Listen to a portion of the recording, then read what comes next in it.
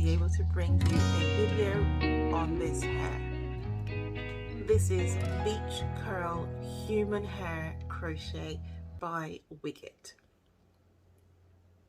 Now this is going to be a bit of a longer video, so I'm going to leave the chapters below, and if you want to skip on ahead, go for it. However, if you're thinking about buying this hair, I strongly recommend that you watch the whole video, because we're going to be talking about the hair itself, how to maximize your use of the hair so you don't have to use too many bundles, how to hide the thread base, what type of base to create. We're going to talk about the lined or seamless parts. So basically the do's and don'ts when installing. I've made the mistakes so you don't have to. Just before we get into it, let's just spare a moment to think about human hair crochet and why it's so difficult to find human hair crochet. It's really simple. You cannot take a piece of human hair, fold it into two, and install it. It's not possible to do that. Why? Because if you took a piece of hair and installed it like this, you would have some of the hair cuticles flowing in this direction and some of the hair cuticles flowing in that direction. Why is that a problem?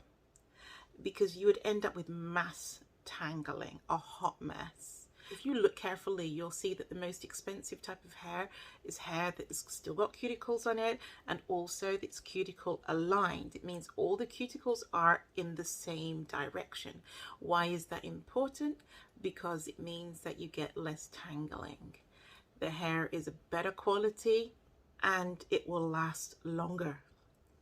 So since you can't just take a piece of hair and fold it in half, how are you going to join two pieces of hair together so that you get that wonderful long strand that you need to be able to crochet?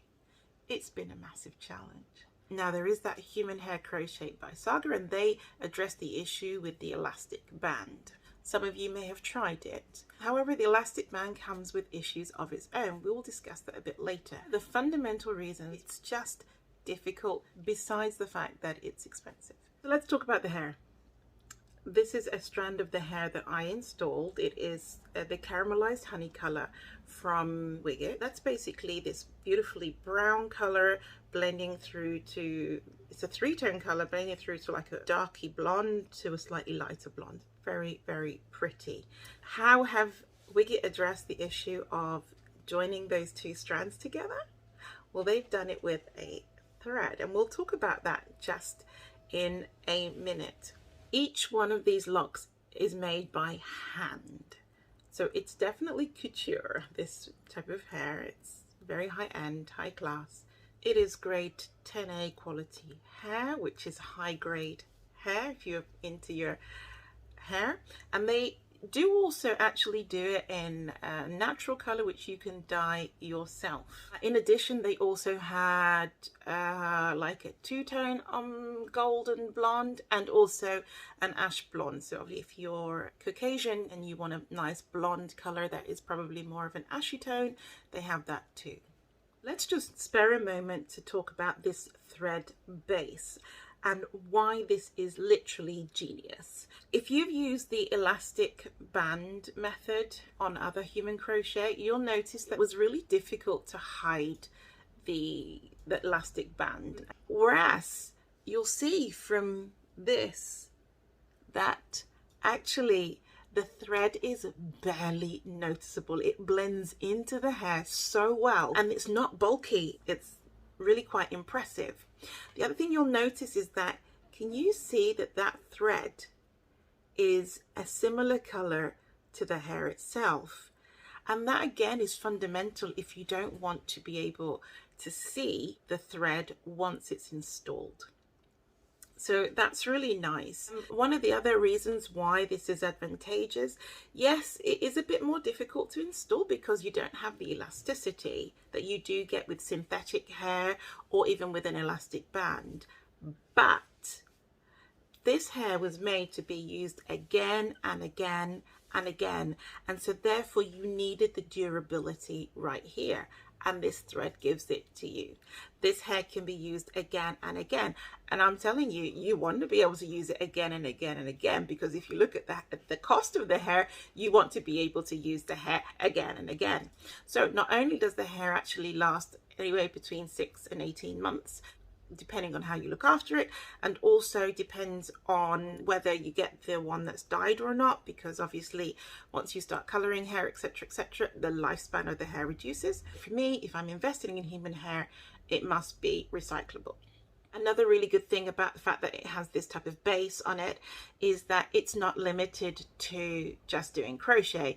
You can do micro braids, you can do tree braids, and they all really come out well, especially when you think about tree braids, how fine it has to be at the beginning. This is really easy to add in and it doesn't create bulk. I watched a video by Delia's Empire, I think I want to say, on micro braids. So she used this hair to create micro braids, and in this video I'm going to be using this hair to create the crochet braids but also tree braids at the same time, and I'm going to show you why. Now, WIGgIT do say on their website that you should get this hair professionally installed. And I was like, huh, you know, I can do crochet braids. Of course I can install this on myself. Well, I had a very steep learning curve. And yes, it is possible to do this on yourself. But I think more than it being done professionally, it's just easier if someone else does it on you, because you do need to be able to see what you're doing as opposed to just sort of finger your way through your hair. Yeah, that is definitely the first recommendation. So this was my first time installing it. I would definitely say it's better to get it installed by someone else, but it's not impossible to do it yourself, as you can see. And I have to say that I'm very pleased with the job that I did. That it was a little bit more challenging than I thought it was going to be initially. I'm just going to walk you through the installation. On the WIGgIT website, they have a tutorial video, which is pretty brief, and it shows the base being created using the tree braid method and then crochet on top. And it does say on the video that it's optional. However, I have areas of my hair where I've used the tree braids as a base, and areas of my hair where it's just the crochet braid. And I think that actually I got a better result where I had the tree braid in the base than where I just had crochet.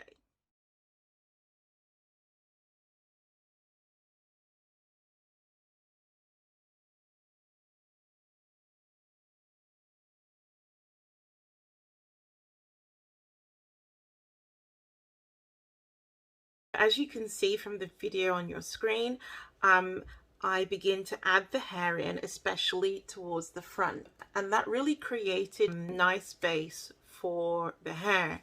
However, this is where the challenge came in, because it's not really very easy to do tree braids on yourself. And unless you're an expert braider, you might find that challenging. So this is where I began to understand why it says to get someone else to install it for you, because if you want to create that tree braid, doing that round the back is really hard to do on yourself. Frankly, I was just so tired trying to do it myself that I gave up in some parts, and I really wish now that I had just persevered and done more of it, because it really helped me later on. Another thing with doing your hair by yourself, unless you are able to braid really neatly at the back, again, it's better if someone else does that base for you so that you can get nice even rows, straight lines. At the end of the day, the base will make a difference. You don't have massive bulky hair to fill out the areas. Now, saying that, I was able to cover up some of my disastrous base in some places, but this is really lovely hair, and so you want the best base that you can have in order for you to be really happy with the result. So I would personally say that if I were going to do this again, I'd get someone to do the base for me, even if I wanted to install the hair myself, but I would probably get somebody to install it for me anyway. Just thinking about that base and the size of the braids.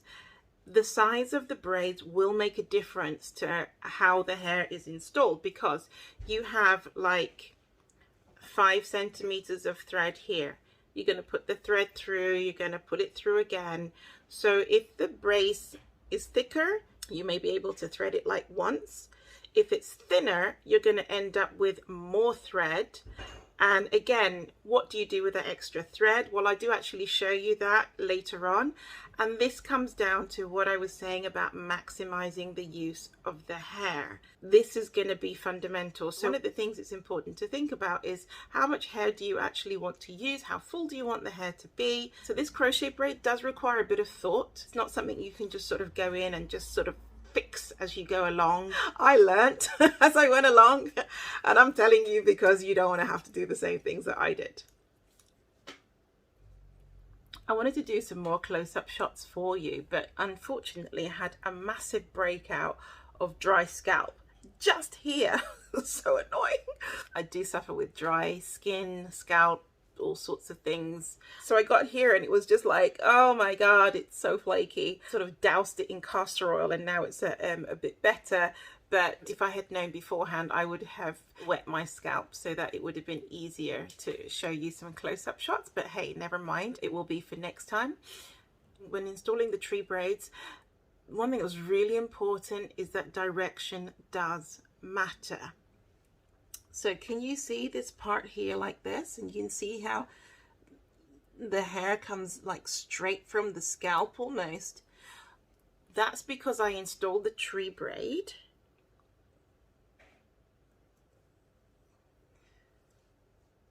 With the braids falling in this direction. Does that make sense? And then you're going to flip it. Yeah? So if you know which direction the braids are going to be falling in, especially at the top, this is important. Think about which way you want the braids to fall, and when you're inserting the braids, they need to fall in the other direction, and then you will flip them. So you almost have to do the reverse. See, I didn't think about that when I was installing at the beginning. These are things that I thought about afterwards, and then I had to sort of start beginning to rectify. And it's a real problem because I had done my whole base and I was like, oh my word. I actually wanted the hair to sit on this side, and now the whole hair sits on that side because I hadn't really given any consideration to that. So direction matters. Now, if you use the tree braid method to create your base, half the hard work is done for you. I was really pleased with the result of just even with the tree braid. That's probably the hardest bit, the base. Crocheting was actually quite simple in comparison. The website specified that you needed a small head crochet needle. So what you can see in the video is the difference between a standard latch hook crochet needle and a small head latch hook crochet needle. It makes a huge difference. So do get a small head crochet needle. It's 4.5 millimeters as opposed to 5.1, but it will make your life a whole heap easier.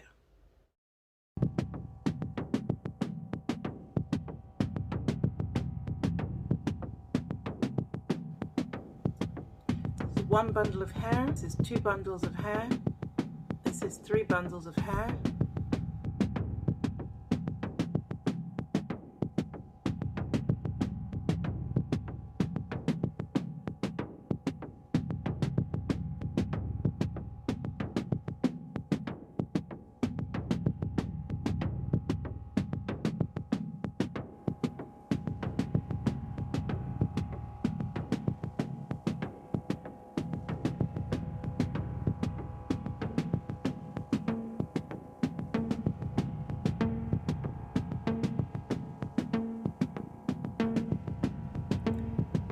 So you'll see here that you can't really see thread. And again, as I was saying to you at the beginning, that this is one of the advantages of this.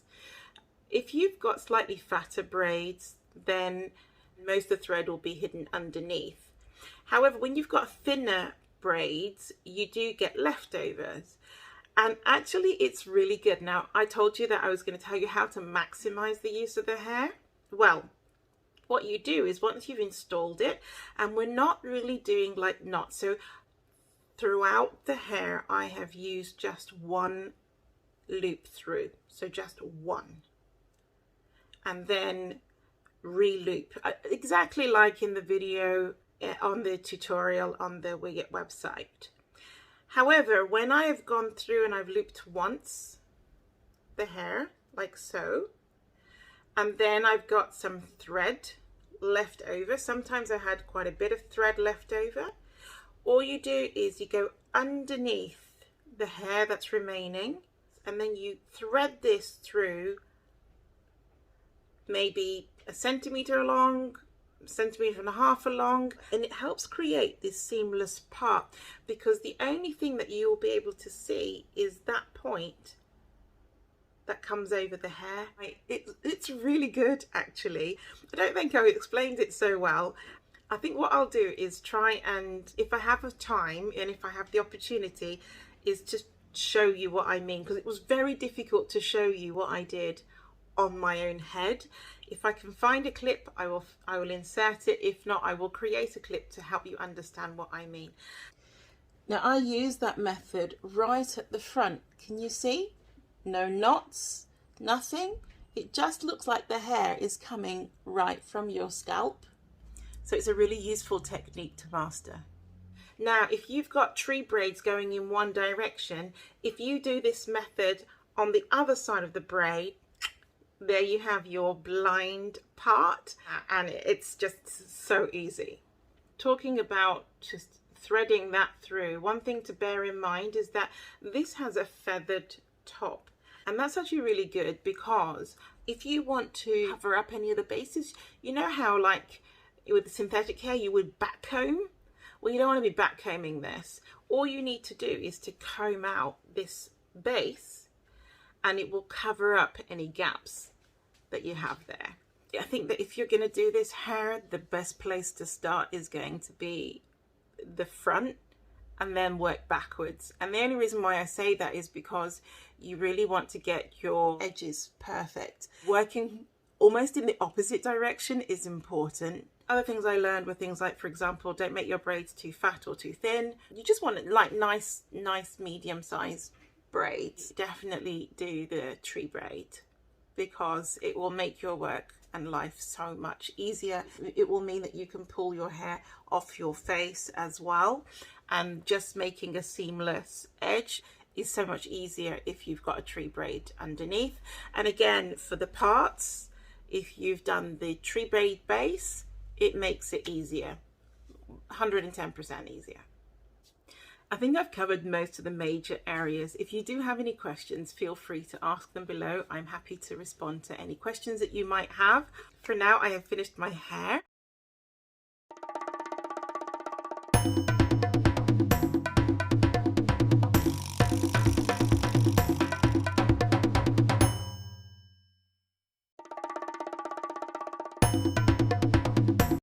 I do not intend on leaving the hair like this. I do want to brush it out. I do want to make it bigger, but I want to enjoy the hair for a few days just like this. So do look out for the next part. I will do a follow-up video about what I do with my hair, about how I style it. It's human hair. I can curl it, I can tongue it. I'm so looking forward to doing more with it. I've told you all the things I absolutely loved about this hair, some of the things that you need to keep in mind when you're installing it. The one thing I did notice about this hair, and I presume it wouldn't happen with the natural, but it did with this one, I did get a tiny bit of colour transfer. So the colour wasn't so fast in this particular hair. I think it might be useful just to wash the hair beforehand. First, I have to say it was such a small amount of color transfer that it wasn't really significant. You know how sometimes you can dye your hair until you wash it a couple of times, the extra color can leak. So I just wanted to know if it was just that or it was something worse. And the only way I could find out is if I washed the hair. So why not do that on camera? Now it does give me an opportunity to talk about looking after hair. After spending money on a human hair item, an expensive human hair item, and if you want it to last a long time, the last thing you want to be doing is just using generic shampoo on it. No matter what claims that a shampoo makes, in the end, most shampoos are designed for hair that is still attached to somebody's head. With human hair wigs and other items that are detached from the root, you do need specialized products that are not going to break down the hair in any way, strip the hair. And one of the best ones that I have found is the hair care range by Wille. So that is what we're going to be using today. We're going to be using the shampoo, balm, and also the care and repair, because that is just absolutely amazing. Makes the hair feel so soft, and it does increase the prospects of longevity of your hair. So you're spending a lot of money on hair, spend a little money on wig care products. Now when you're washing hair that is dyed, it is important not to use hot water. That only increases the amount of hair dye that can leach. So here I have got some tepid water, an old bowl, and some of the leftover crochet braids that I had. I'm going to just start by wetting the hair. I don't know if you can just see that. So there is a bit of color change there. I haven't used any shampoo yet, just wet the hair. Now I'm going to take the hair, and I'm going to keep the strands all in the same direction, you know, I don't want to get them all messed up.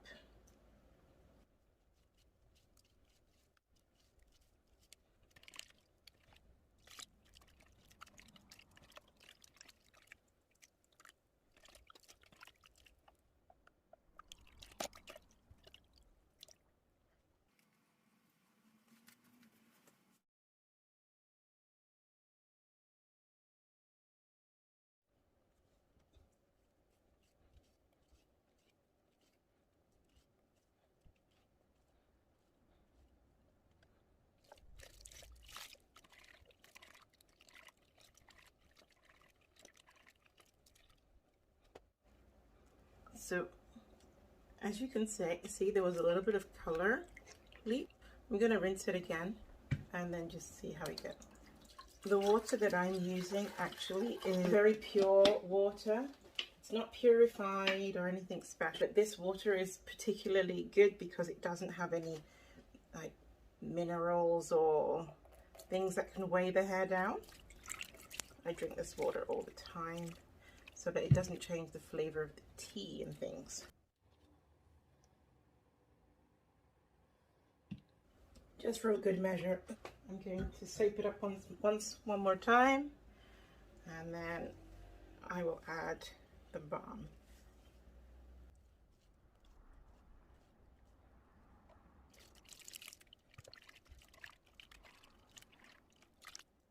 Right, I'm getting no more color leak, so I think it was just the initial color that was coming out.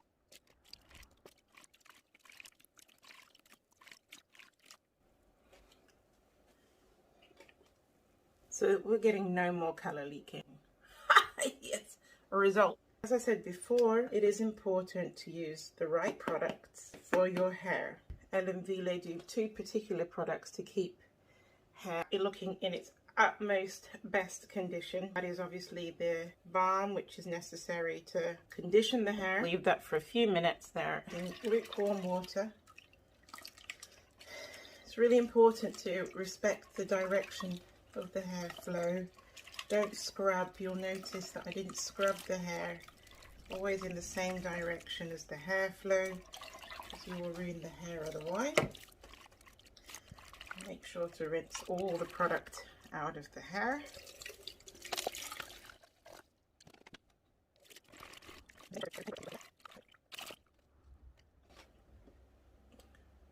And you can see we have no colour left in that water, so job well done.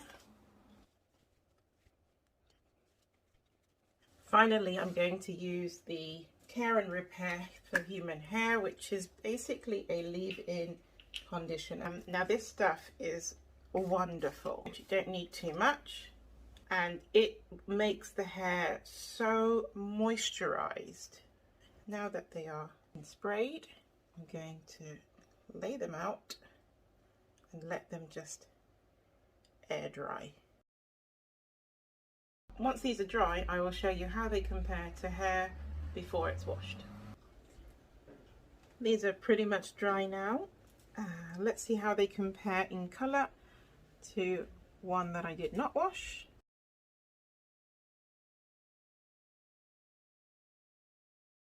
Know that it can happen when you dye your hair. The first couple of washes you can lose a bit of the excess colour that hasn't penetrated the cuticles. I suppose I really wanted just to make sure that that was the case and that it wasn't that we were going to end up with the colour being lost or anything, but as you can see, actually it is quite colour fast and there is no colour change when you wash the hair, so that's good. I was quite reassured after my experiment. You can imagine what my final recommendation is going to be. If you're going to buy the coloured crochet hairs, wash them before installing them. At least you don't have this issue once the hair is installed. And finally, do use products that are especially made for hair extensions and wigs. Since I decided to do this extra little bit, I've also got for you just a brief visual summary of the techniques that I use to install the hair, and that is going to be tagged on to the end of this video. So where was I? Do like, subscribe, and look out for the follow-up video on this human hair crochet install. Thank you for watching.